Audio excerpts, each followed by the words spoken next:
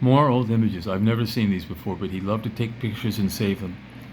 This is 1992, and the delivery of our I bought it, a $28,000 Yamaha DC7, custom made for me in burl walnut by the Japanese people who liked my work. And I'm just unpacking it there and about to set it up to play.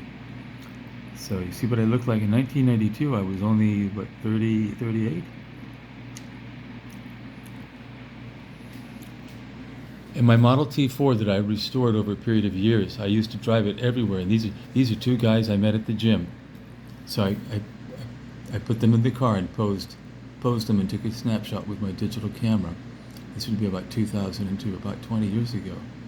They were really nice guys.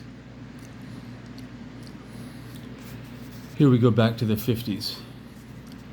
Ernie and Barry were, I'm sorry, yes, that's Huey, so that would be about 1960. They were lovers for years. Ernie had a number of lovers. I lasted 38 years, but he had 7 other lovers. This is Scott Brandon.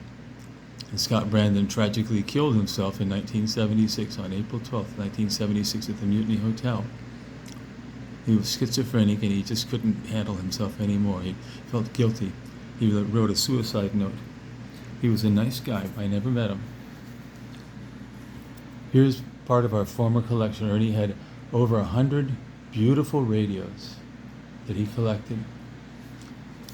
And here's Ernie with Betty Kessler, whom I met. Before I met Ernie in 1982, I met Betty Kessler when my friend Ralph Anderson died. He was an architect, and he said, "Reed, I'm going to leave you my estate, and Betty Kessler, the attorney, will handle it for you." So I met her and talked to her, and she realized, she found out that I was dating Ernie at the time, and she flipped out because, you see, they were married. I met them in 1982, but they were married in 1953 for a year. And they were both gay, but they loved each other, but the marriage didn't work. Couldn't work. Here's Ernie. It looks like he's about 14 years old. What a beautiful boy, huh? And look, these must be his grandparents. I'm sorry, great-grandparents. These pictures look like they're from the 1870s or 80s. And which hurricane took down this wall? Katrina or Wilma? The tree that was up against it on this side moved and it just knocked the wall down, so that wall had to be replaced. Here, this is Barry Hersker. He was Ernie's lover for 14 years. He was a professor at a local university.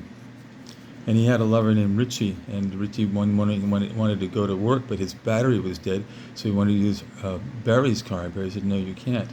And Richie, enraged, shot Barry in the head, and Barry died.